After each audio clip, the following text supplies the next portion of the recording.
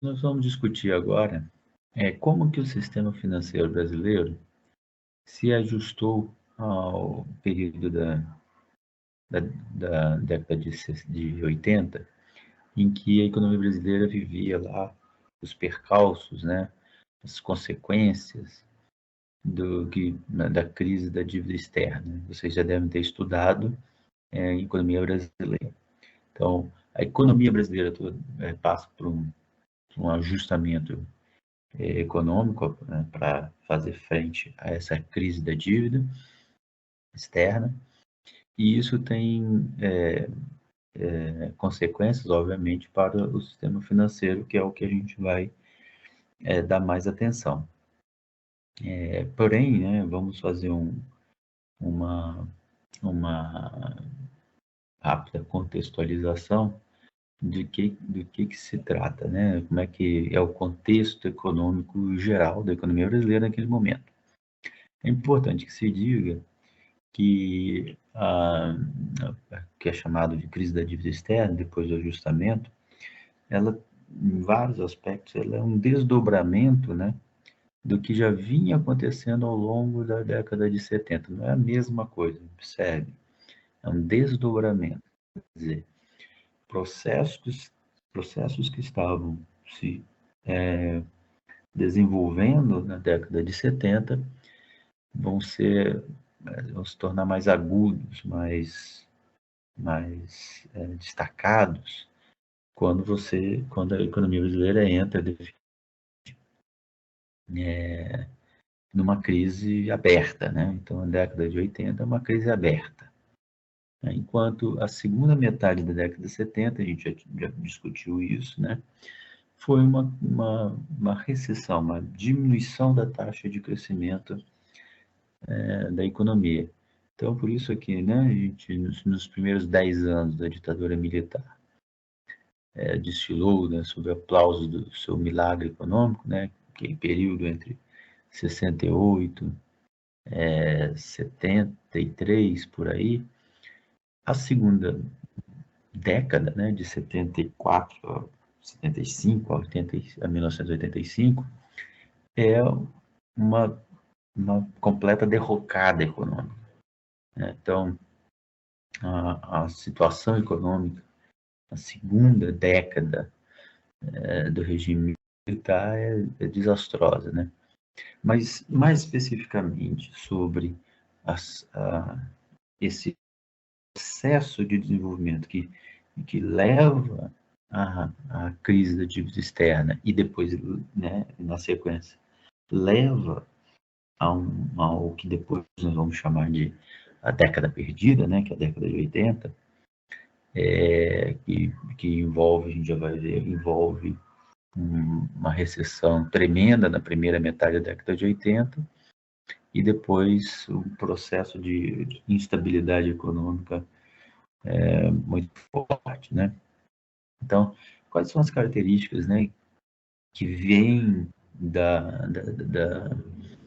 reforma do sistema financeiro que a gente viu e que tem importância, né, para o desdobramento da crise da dívida externa e depois do ajustamento, né, da economia na década de 80, ajustamento à crise, né? Então, nós temos o endividamento externo, que foi crescente ao longo da década de 70, a gente já viu isso, fundamentalmente através da Lei 4131 e da Resolução 63, mas teve vários outros incentivos, mas esses são os dois principais instrumentos. Nós também já vimos o que a Conceição Tavares chamou de esquizofrenia financeira e depois chamou de ciranda financeira. Então, um processo, principalmente na segunda metade da década de 70, em as transações financeiras elas reproduziam, se autorreproduziam, vamos dizer assim, né? As aplicações eram feitas dentro do sistema financeiro para ter ganhos financeiros, né? E o crédito para o investimento, para o consumo, etc., foi diminuindo, né?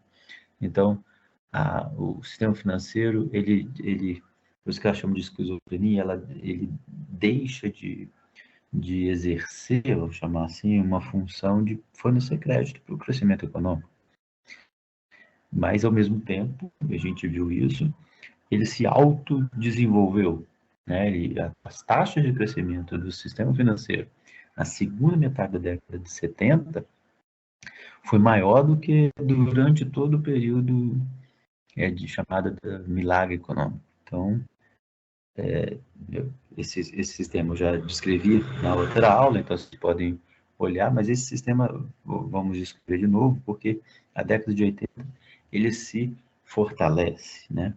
E se vocês lembrarem, isso tem muito a ver com os novos títulos financeiros que foram criados lá na reforma de 64, 67, especialmente os títulos financeiros que tinham, né, cláusula de correção monetária, né, ou eram indexados a algum nível de preço, o que quer dizer, o índice de preço, o que quer dizer que a sua rentabilidade era real, né, descontado da inflação e ainda tinha uma rentabilidade real. Então, juntou-se a esse cenário que já dominava na economia brasileira a década de 70, a segunda metade da década de 70, né? Juntou-se a isso a elevação do preço do petróleo, ou o segundo choque do petróleo, em 1978 e 79, né? Logo após a Revolução Islâmica no Irã, né? Então, isso detona um processo de aumento, né? Quadruplicou o preço do petróleo. O Brasil era grande importador de petróleo, e isso então tinha um efeito perverso, né? Direto sobre o balanço de pagamentos, né?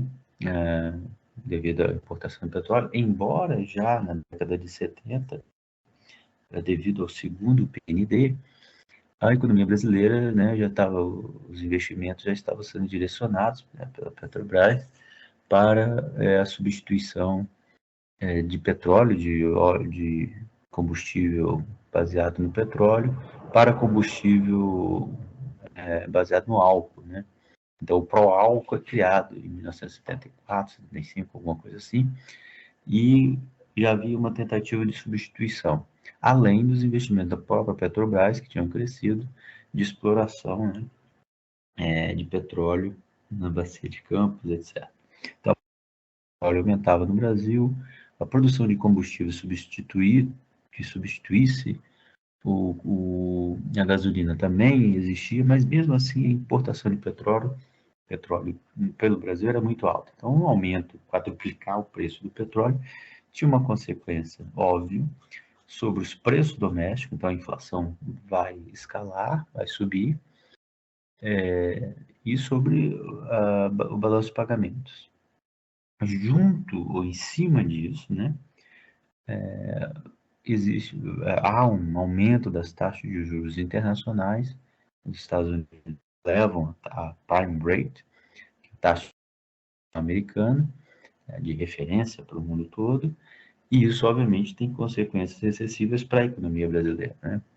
Porque aí a economia brasileira, o governo tem que aumentar a taxa de juros para compensar, né, a taxa de juros internacionais mais altas. Vale fazer uma ressalva aqui, vocês vão ver no texto do Beluso que eu indiquei, que ele fala que o aumento do preço do petróleo enfraquecia a moeda americana. Isso não é verdade. O petróleo, ele ainda é denominado em dólares. Então, se aumenta o preço do petróleo, todo mundo, o mundo inteiro que usa muito petróleo, precisa de dólares, demanda dólares para comprar petróleo, para comprar combustível. Então, a demanda por dólar nunca foi colocada em risco por causa do aumento do preço do petróleo. O que acontece é que o Paul Volcker, o ministro da Fazenda americano, do Banco Central, né, o presidente do Banco Central americano, ele joga a taxa de juros lá para cima, né, como resposta, né, à pressão de preços que o aumento do preço do petróleo tinha sobre a economia americana. Ele era um monetarista, joga a taxa de juros para cima e aí isso faz com que todas as economias tenham que jogar suas taxas de juros para cima. Então, há uma exportação pelos americanos de uma recessão generalizada. Então, o ambiente, né, se fecha ali no final, na virada da década de 70 para 80, o cenário externo ele fica mais complicado para o Brasil, porque agora nós temos um choque de petróleo que tem dois combinados, um sobre o balanço de pagamentos, né, e o outro sobre os preços internos, a inflação.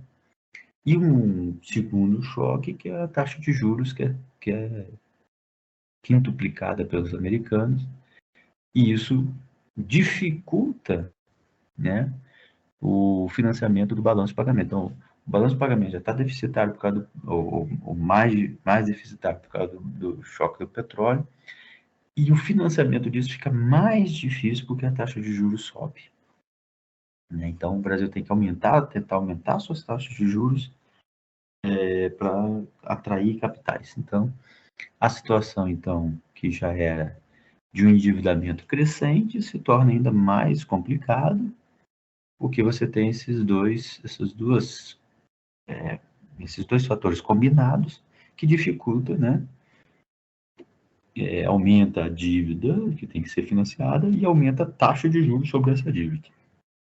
Né? Então, esse é o contexto, que vai ficar mais complexo, mais complicado, porque em 1982, o México declara moratória sobre a sua dívida externa. Então, veja que isso impactou mesmo um país que é exportador de petróleo como o México.